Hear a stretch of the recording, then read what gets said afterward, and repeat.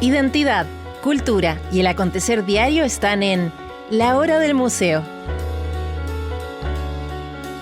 Desde ahora, les invitamos a un encuentro cotidiano con nuestra historia. Aquí comienza La Hora del Museo, un programa del Museo Histórico Nacional y Radio USACH 94.5. Hola, ¿cómo están? Sean muy bienvenidos y bienvenidas a un nuevo capítulo de La Hora del Museo, tu programa de entrevistas favorito, el programa del Museo Histórico Nacional que siempre te sorprende en la señal de Radio USACH. Y te cuento que el día de hoy nos va a acompañar la artista visual y diseñadora María Paz Escandón para contarnos acerca de su libro. Lo tengo acá, lo voy a mostrar. Se llama La Mesa Capital, Cuaderno de Recetas de Santiago, 1900-1970. Son más de 400 recetas de principios del siglo XX las que reúne este libro que guarda una gran historia que vamos a conocer el día de hoy. Bienvenida, Paz. Un gusto tenerte acá en la Hora del Museo. Muchas gracias, Luis. Podemos hablar de todo lo que quieras. Sí, obvio que sí, tenemos mucho paño que cortar, como se dice. Y bueno, quisiera que partiéramos por la historia de tu tatarabuela, que es bien interesante, ¿no? Y que es una historia de migración, pero que también es la historia que da origen a este libro. Entonces partamos por tu abuela, que es Eugino, ¿no? No, Matilde. Matilde es una mujer judía austriaca que se enamoró de un católico austriaco a los 16 años y era un amor imposible en esa época sobre todo. Y salieron de Europa camino a Chile y ella venía con un pequeño cuaderno de recetas. Ya. Que al llegar acá empezó a alimentar, por supuesto, con todo lo que ella tenía culturalmente, más con todo lo que se encontró acá. Ella es mi tatarabuela. Esa es tu tatarabuela. Mi tatarabuela. Luego nació mi bisabuela, quien continuó con estos cuadernos, y luego mi tía abuela siguió alimentándolo. Entonces, finalmente, eran 4 o 5 volúmenes de cuadernos escritos a mano, que empiezan con pluma, unas hojas muy antiguas y terminan en alemán, además. Y yo los recibo de mi mamá, y cuando me encuentro con ellos digo, aquí hay mucho. ¿Y tu mamá te los pasa con el fin de que tú hagas algo con ellos o te los pasa como, mira, este es un tesoro familiar, de pronto hay recetas acá que puedes hacer? Me lo pasó porque yo insistí mucho. Insistí primero por un tema de curiosidad personal. Y siempre me ha interesado la investigación en términos a todo lo culinario y sobre todo la historia.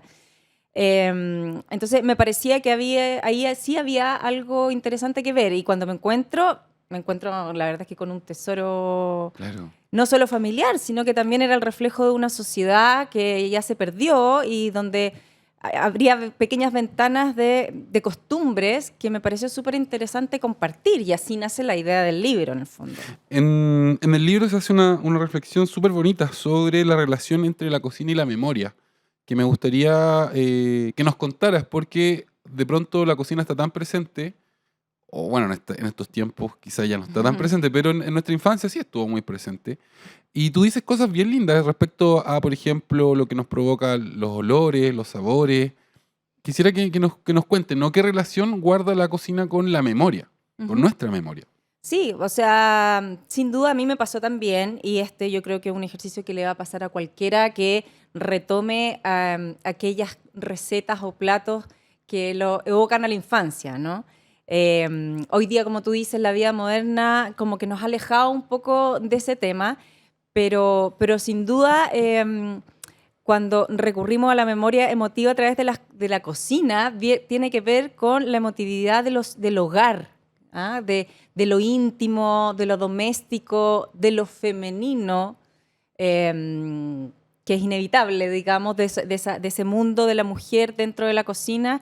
Y recordamos a nuestras abuelas, a nuestras tías, a nuestras mamás. Claro. Y ahí, en todo ese espacio doméstico de la cocina, es como un micromundo donde se generaban, sobre todo antes, ese universo de familia, los secretos de familia, que sí, antiguamente eran una cosa casi protocolar. Ahí en la cocina se urdía todo aquello, ¿no? Como, claro. y entonces tiene una carga que va más allá del alimento, sino también de cómo se construían las relaciones familiares dentro del núcleo. Claro, además que era un lugar de dominio femenino, ¿no? De dominio femenino y además de transmisión 100% del oficio del día a día. Claro. A principios de siglo, de partida, estaban recién entrando los recetarios impresos en Chile a partir de cuando llega la imprenta, y había mucho analfabetismo. Entonces, todo el saber culinario se transmitía de boca a boca, de boca a boca y de la experiencia. Claro. En el libro aparece un dato que yo desconocía por completo, que es que los primeros recetarios estaban al resguardo de las monjas, ¿no? Como que ellas eran las encargadas de... Claro, porque ellas además llegan con los primeros recetarios impresos a Chile, a Santiago.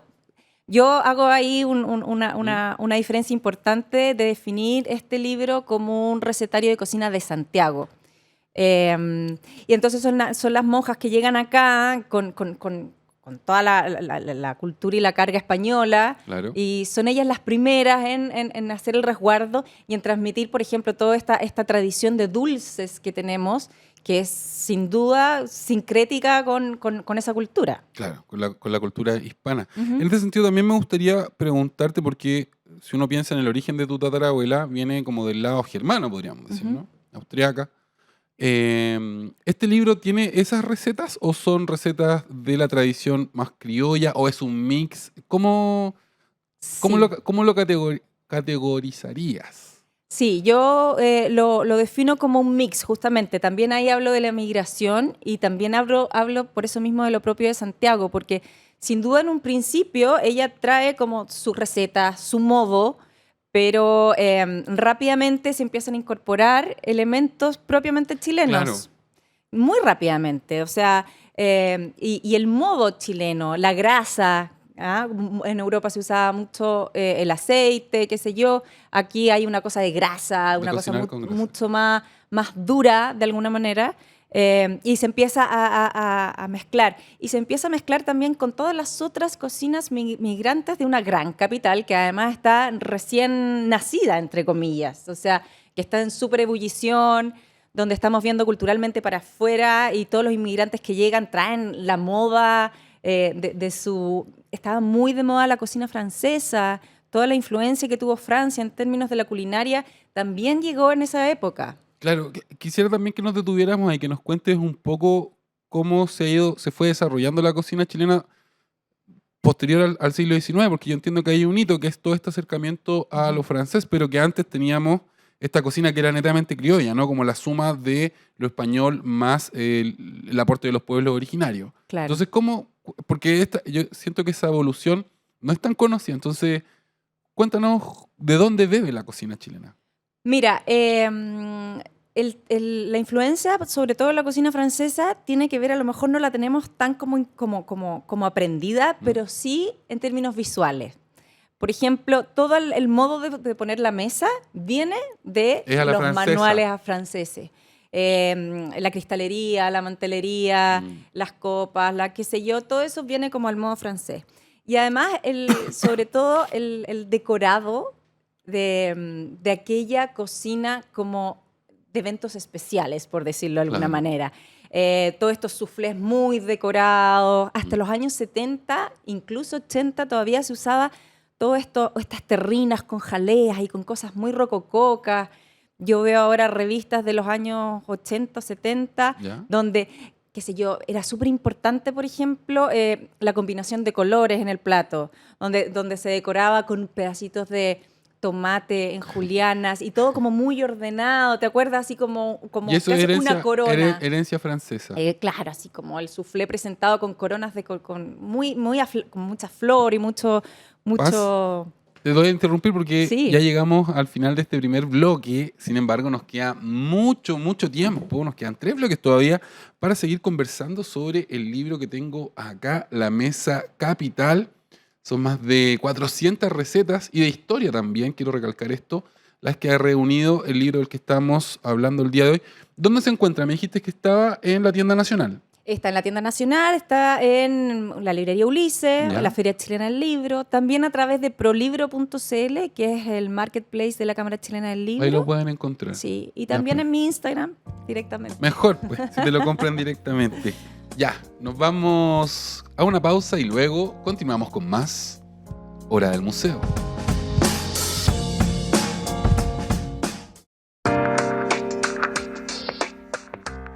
Ya estamos de regreso en la Hora del Museo, tu programa de entrevistas favorito, el programa del Museo Histórico Nacional que siempre suena fuerte en la señal de Radio USACH.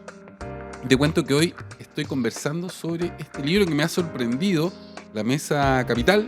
Voy a ser súper honesto porque cuando me llegó este libro yo pensé que era solo un recetario, pero es mucho más que un recetario. Es un libro que tiene mucha historia respecto a nuestra cocina, la historia de nuestra cocina, la historia de nuestros alimentos, también la historia de nuestros mercados, así que lo voy a recomendar para todos los que son fanáticos de la cocina y de la historia de la cocina. Acá tienen un muy buen libro.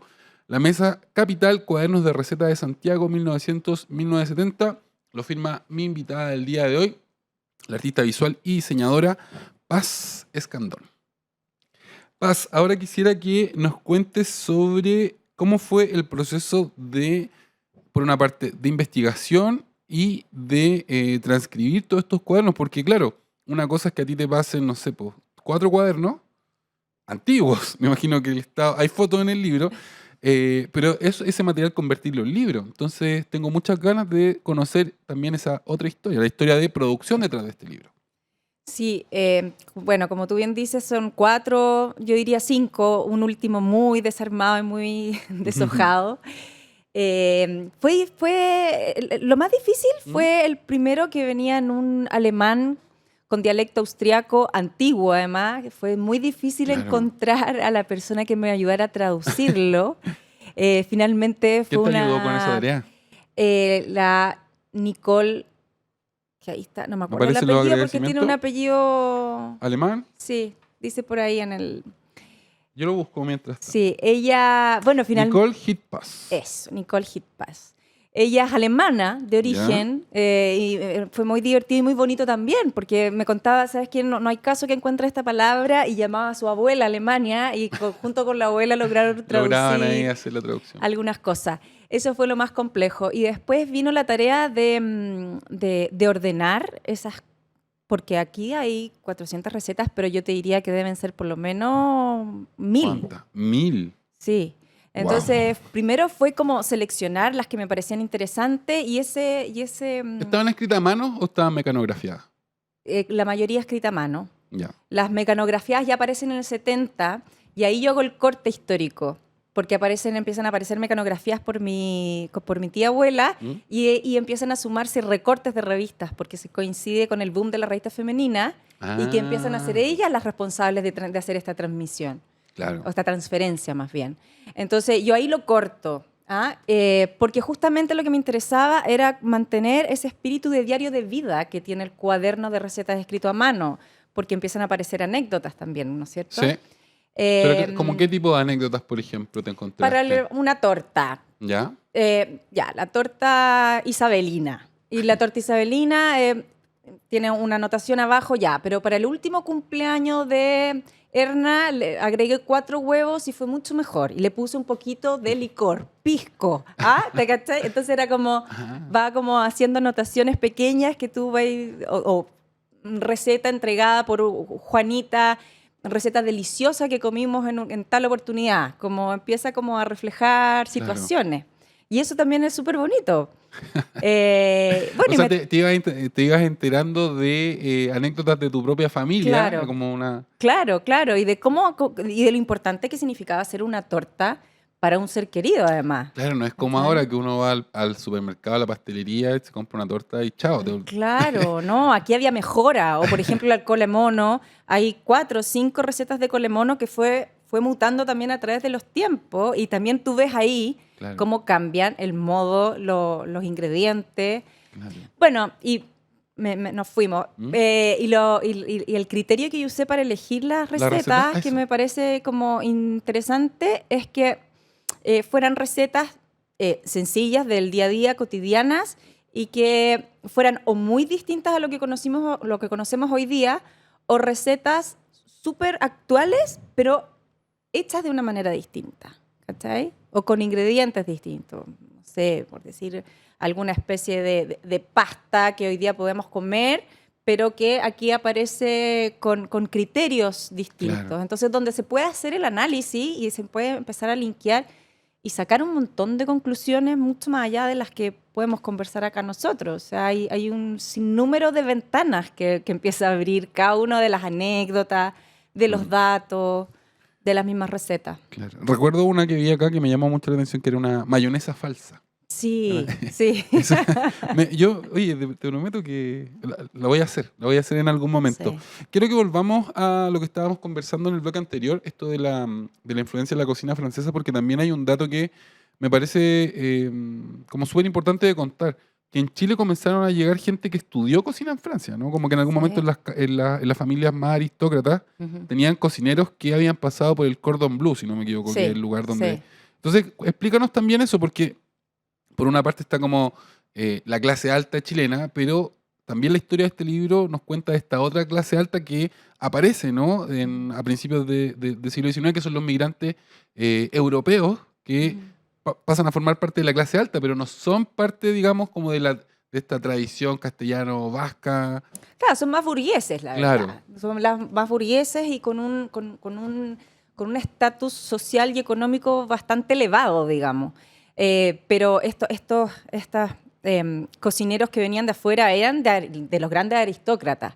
Claro. Y finalmente los burgueses de alguna manera se empiezan a mezclar con los aristócratas en términos sociales y empiezan a convivir y ahí empieza a permear. Este intercambio, claro. Claro, empieza a permear.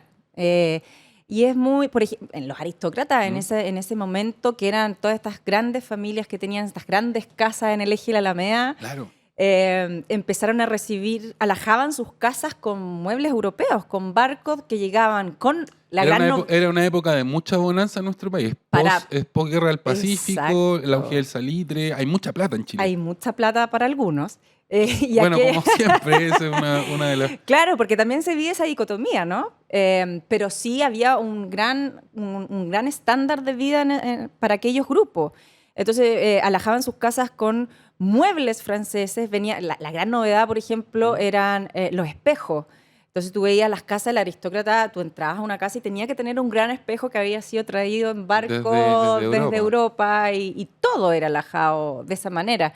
Y ahí empieza a permear con el burgués. Claro. Ahí, es interesante ese dato. Quiero ahora que vayamos a los periodos, porque tú dividiste este libro por periodos y cada periodo tiene el nombre, ¿no? De tu tatarabuela, tu tía abuela. Mi tatarabuela, mi bisabuela y mi tía abuela. Ya, son ellas tres, Matilde, Erna y Elsa. Sí. Entonces quisiera que partiéramos por Matilde. Cuéntanos un poco cómo eran las recetas de Matilde. Entiendo que ella no entregaba la información así como tan especificada, se guardaba cosas. Claro, porque, ella es mi tatarabuela, la más antigua, la que llega con este cuaderno y empieza a mutar muy, muy rápidamente. Primero tenemos que considerar que ella tiene que haber llegado a los 17 años a Chile, o sea, que en ese minuto era ya una mujer madura. Claro. Pero con este cuaderno de recetas heredado, entre comillas, y de una manera bastante ruda, ¿no? Las recetas son bien precisas, bien concisas, no existen tiempos, porque el reloj también luego aparece, no es algo cotidiano, doméstico que haya en todas las casas aún. Claro. Entonces se habla de tiempos aleatorios o hasta que esté blandito, hasta que esté dorado, no se habla de temporalidad. Ese tipo de indicadores, no claro. 10 minutos, media hora. Eso empieza a aparecer después. Y también no habla mucho de instrumentos, ni tampoco especifica muchos en cuanto a ingredientes. O sea, el poroto es el poroto, la harina es la harina. Cambio después, en el segundo periodo ya se ve esa influencia de la especificidad. Vamos a hablar acerca del segundo periodo, pero tenemos que parar. Me avisan por el micrófono que ya estamos llegando a los 10 minutos. Cada bloque dura 10 minutos y ahora ya se me pasó así volando. Estos 10 minutos conversando acerca del libro del que estamos hablando el día de hoy, La Mesa Capital, cuaderno de recetas de Santiago 1900-1970. Quédense en la sintonía de Radio Usach porque les prometo que hay un montón de historias que todavía nos quedan por contar.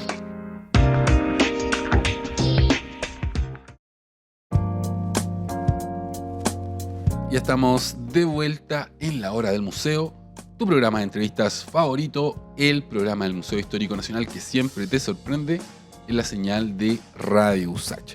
Y el día de hoy estoy conversando acerca de este libro que les voy a recomendar. De verdad está buenísimo, un libro que me sorprendió. Es un recetario que cubre 70 años de recetas de nuestro país, pero un mix también, porque recetas europeas, obviamente lo habíamos hablado, como esta mixtura entre la cocina criolla y las nuevas influencias que comienzan a llegar al país después del siglo XIX. El libro se llama La Mesa Capital, cuaderno de recetas de Santiago, y lo encuentras está en tu Instagram. ¿Cuál es tu Instagram? María Dolores-editorial. Ya, María Dolores-editorial. También está en la tienda nacional, en la Feria Chilena del Libro. Y en prolibro.cl. ¿Ya? Si alguien lo quiere, de verdad, es un libro que excedió mis expectativas. Lo voy a decir nuevamente porque, claro, yo pensaba que era un recetario con comentario y todo, pero además tiene harto de la historia de nuestra cocina, ¿no? Entonces, lo voy a recomendar. Si les gusta la historia, si les gusta la cocina, acá hay un muy buen libro. ¿A cuánto está? 25. 25.000. Buen precio para hacer un libro de tapa dura, con buenas fotografías. Te quiero preguntar por las fotos, que también se me había pasado a preguntarte por las fotos, pero quiero conocer cómo fue el trabajo de buscar fotografías. Hay fotografías del archivo familiar, hay fotografías del Museo Histórico Nacional. ¿De dónde salen estas fotos? Porque el trabajo de fotos está súper bueno.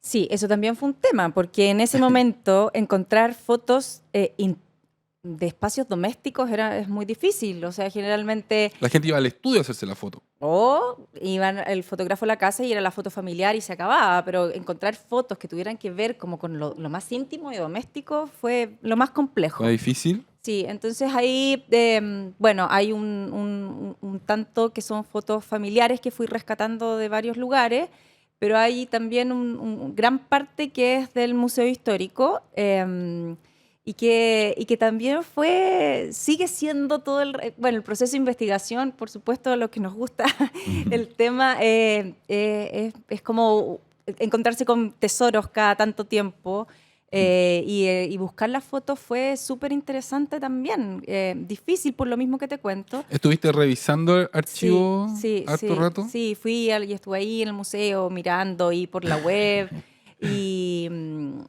y en terreno también, hay fotos del sitio en terreno que también me parece que tiene un archivo fotográfico histórico de las ciudades increíble. Algo que, antes de que pasemos al segundo periodo, algo que siento que es importante que nos expliques también, que tiene que ver con esta idea que nos explicaste en el bloque anterior de que, por ejemplo, las anotaciones eran hasta que esté blandito, no sé, hasta que hierva, no había reloj, pero también en el libro tú lo dices, ¿no? La cocina, que no existía la cocina. ¿Dónde se cocinaba? No había cocinas con fogones como las que tenemos hoy en día. Claro. Horno eléctrico, no, nada de eso. Y en el libro, te lo quiero preguntar porque en el libro, por ejemplo, aparece gente cocinando, no sé, pues con unos ladrillos. Sí. ¿Cómo se cocinaba? Digo, ¿cómo el fuego, ¿no? ¿Cómo? Sí. Al principio era bien precario, digamos. De hecho, esa foto que tú dices es como un asado familiar donde aparece mi tatarabuela y mi tatarabuelo, y a mí me encanta porque, como tú dices, es como el asado familiar sobre claro, piedras. No era como la parrilla que ahora uno va a la compra, tiene ruedas, tiene termómetro, tiene todo. Hasta ahumador tiene ahora. Seguramente las cocinas tienen que haber sido algún tipo de fogón. Claro. Dentro de las cocinas. Además que la cocina, como hablábamos antes, era un gran espacio importante. Y a los alrededores de Santiago, incluso la cocina era como en regiones que la cocina está fuera a veces de la parte íntima de los dormitorios, por ejemplo, justamente por el uso del fuego. Claro. ¿Cachai? Como que se queme la cocina, no se queme toda la casa. De cocinas a leña, qué sé yo, por ahí en alguna parte aparece la cronología de cuando una de las marcas, Madensa, creo que es la que trae la primera cocina. La primera cocina, que al principio era gracias a cierta energía, y hay toda una cronología por ahí en el libro, Claro. que también es súper interesante. También los refrigeradores, como en un Exacto. principio se guardaban en muebles con hielo y traían el hielo de la cordillera y llegaban a la Plaza Armas y lo Envuelto en mantenían. cuero con sal, era todo un Exacto, proceso. De hecho, para me, que se me encantó mantuviera. que el libro contara esos detalles, ¿no? La idea de, claro, tenemos la cordillera al lado, ahora que estamos en auto, pero en esa época en carreta Sí. o caballo era un viaje no menor. Sí, Y los tipos traían el hielo envuelto en cueros con sal. Sí. Y después, estando acá, lo echaban en unos hoyos que también tenían. Eso lo aprendí, eso todo lo aprendí leyendo este libro. No es que yo supiera esta información de antes, pero me quedé asombrado. Entonces, y hay una Sí. calle que se llamaba La La Nevería, nevería, que era donde llegaba el hielo. Y la Sí. gente conservaba las cosas metiendo o barras de hielo, estos hielos en. Sí. No, claro, no existía. Ahora tenemos la nevera, tenemos en la casa y además tenemos refrigerador. Claro. O sea, son. Y que eso me fue pasando. En el fondo fui viendo toda esta receta y haciéndome esas preguntas, ¿no? ¿Y cómo congelaban? ¿Y la carne? ¿Qué tipo de disponibilidad Claro. tenían? Y ahí en esas preguntas aparece, a ver, investigo. Entonces ahí viene como el complemento del recetario, como miles de preguntas que aparecen y que me parecieron interesantes y que, como te decía, empiezan a dibujar una crónica también de una ciudad particular y distinta a lo que pasaba en Exacto, regiones. Exacto. Bueno, estábamos en el primer periodo, que es el periodo de Matilde, que coincide con el periodo de la bonanza en nuestro país, pero luego llegamos al periodo de Erna, que coincide con un periodo de turbulencia que muchos historiadores lo emparentan, lo asimilan a lo que estamos viviendo hoy, ¿no? Después de una bonanza de 30, 40 años, viene un periodo de turbulencia. Cuéntanos acerca del periodo de Erna, cómo son las recetas, cómo escribía, qué aprendiste, ¿no? Sí, el periodo de Erna es súper interesante porque, además de ser el más extenso en términos de recetario, y en ese contexto histórico, social y cultural que tú dices, además, mi bisabuela Erna fue viuda muy joven, con 3 niños muy chicos. Chuta. Entonces, el tema del alimento, del llevar la mesa, o sea, la comida a la mesa, era un gran tema. Y eso es lo que a mí más me conmueve de alguna manera de esa parte del recetario. Porque si bien era un periodo difícil, había mucha más abundancia de tipos de ingredientes, de materia prima. ¿En serio? Por ejemplo, si hablamos de pescados. Hoy día tú vas a la pescadería y hay 4, 5, 6. Te los digo, hay salmón, pescada, la merluza, reineta y congrio, si es que llegó. Albacora a veces, Albacora. ¿no? En ese entonces había mucha variedad de los precios, de un abanico de precios infinito. Tú podías ir incluso las casas también tenían sus pequeñas chacras. Había alrededor de Santiago, era muy usual que la misma gente cultivara sus cosas, sus alimentos. Había una variedad infinita de ingredientes, más baratos o menos baratos, pero el modo de cocinar era muy sencillo y muy simple. ¿Sí? Y siempre preocupado de que fuera abundante en términos nutritivos más que en cantidades. ¿Ah? Entonces, y a mí me ha pasado ahora que estamos todos, hemos tenido que apretarnos los cinturones, que cada después de día está más pandemia. difícil, ¿no es cierto?, ir a la feria o a algún mercado y poder llegar con lo mismo que uno llegaba antes. Exacto, está súper caro hacer las compras. Mucho más complejo.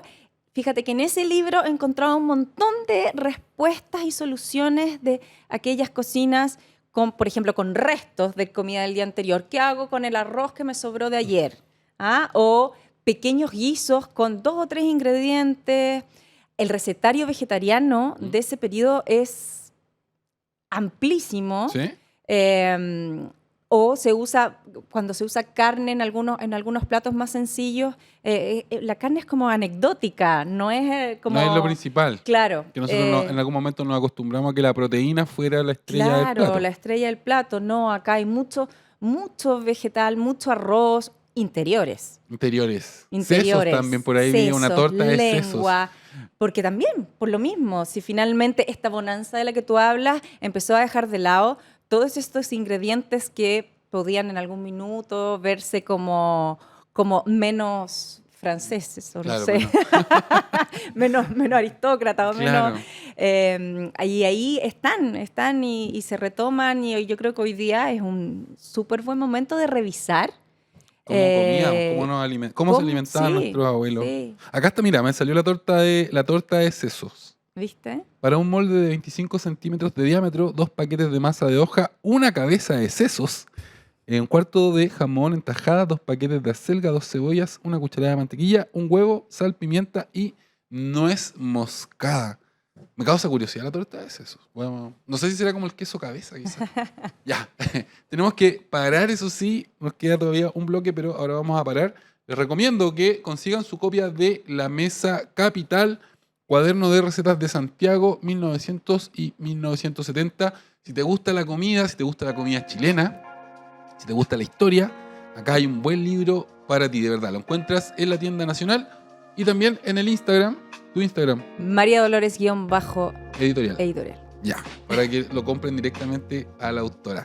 Nos quedamos con una canción y luego volvemos con más Hora del Museo.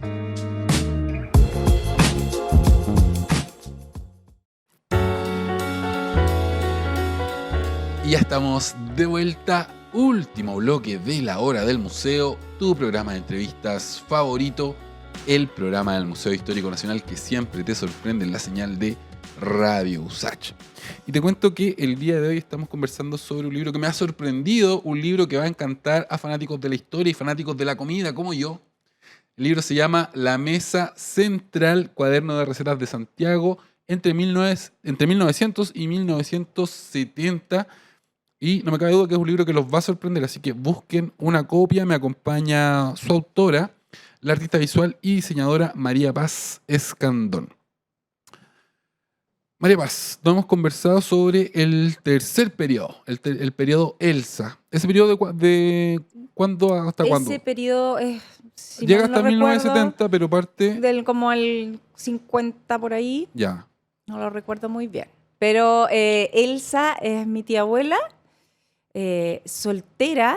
Ella heredó este afán por ir recopilando y transmitiendo las recetas familiares. Y ella ya es muy eficiente. ¿Sí? Sí. Ella ya como que escribe a mano alzada muy rápidamente, toma las recetas antiguas, las reescribe también, las moderniza. Aparece el café instantáneo, aparece el polvo royal, Y aparecen estos ingredientes de la modernidad. Aparece, claro, aparecen los electrodomésticos más modernos, la juguera, qué sé yo, bla, bla, bla.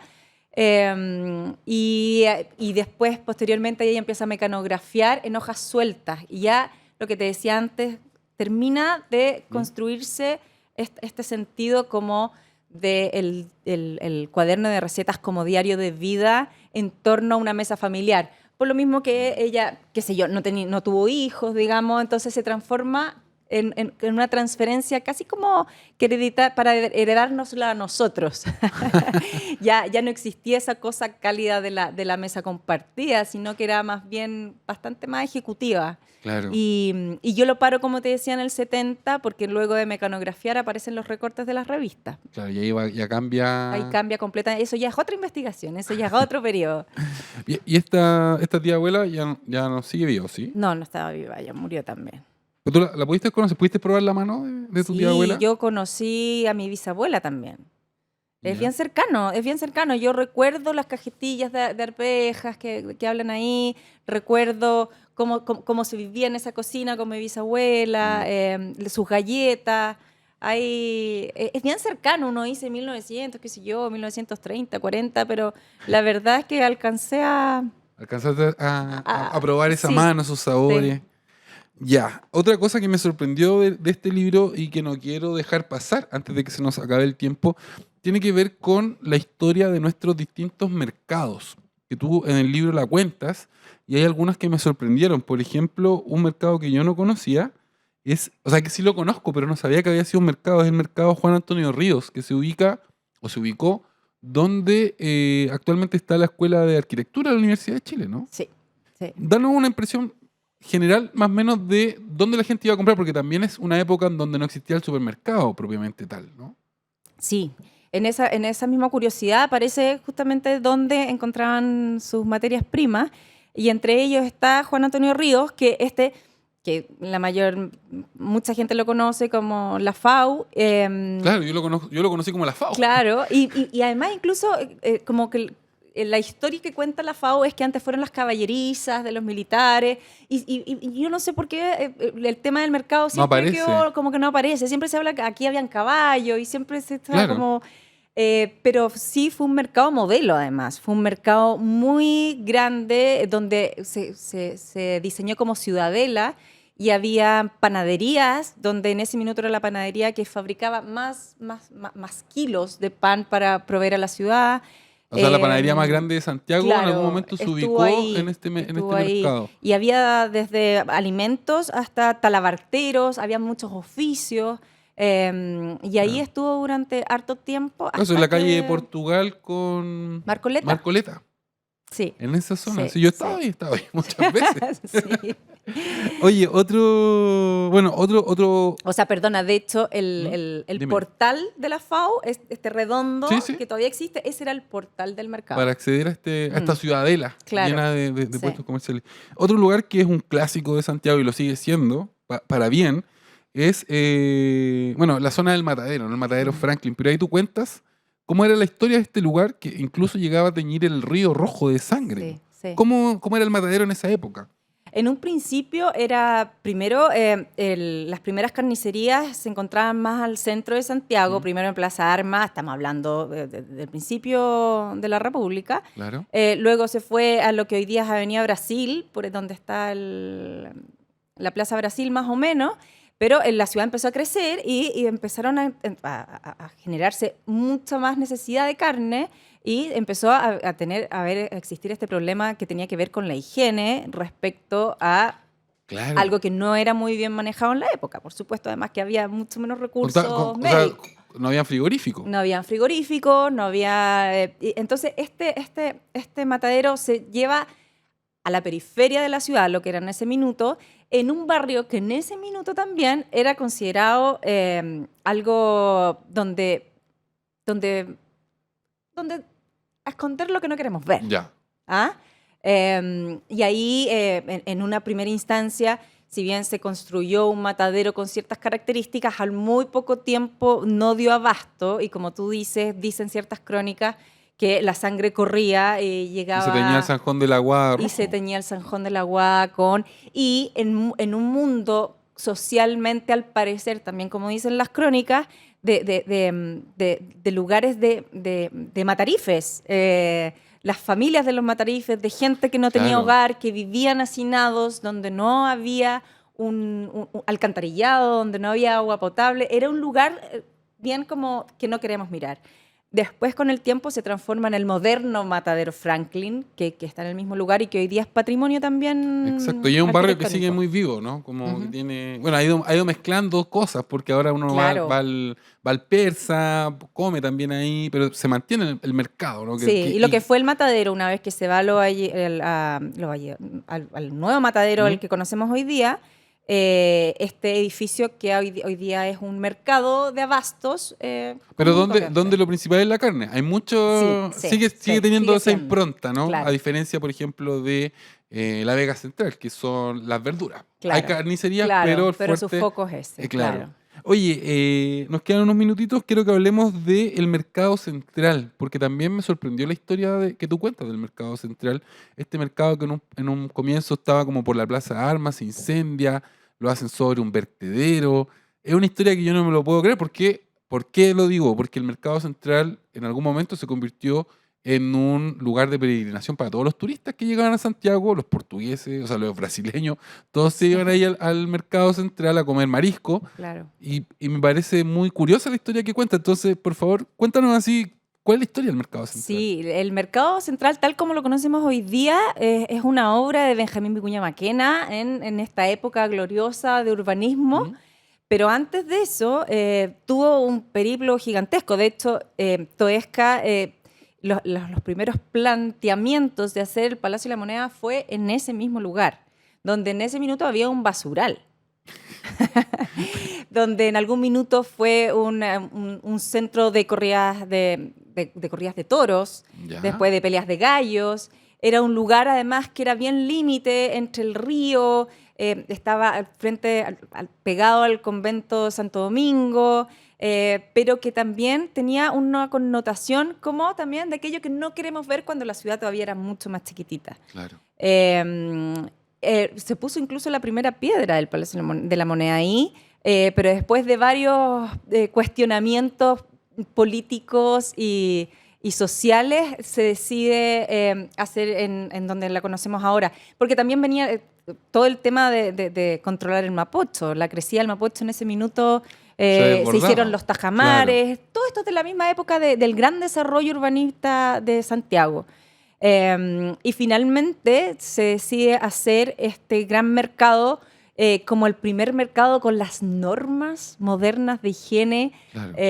Y donde debía haberse visualizado todo este esfuerzo europeizante también de esta capital nueva. Claro. Paz, lamentablemente se nos acabó esta hora del museo. Quiero dejarte estos últimos segundos para que te puedas despedir y que reiteremos los lugares donde se puede comprar este libro. Sí, gracias Luis por invitarme. Agradezco mucho tus halagadoras palabras. Oye, fui honesto, el libro me gustó de verdad, así que no estoy siendo barrero. Muchas gracias. Y nada, el libro se puede encontrar en varias librerías, pueden entrar al Instagram de la editorial, ahí está todo el listado de librerías, de las grandes cadenas está la Feria Chilena del Libro. Pueden encontrarlo también en prolibro.cl, que es el marketplace de la Cámara Chilena. Claro. Y directamente con mi Instagram, que es María Dolores_editorial. Ya, pues.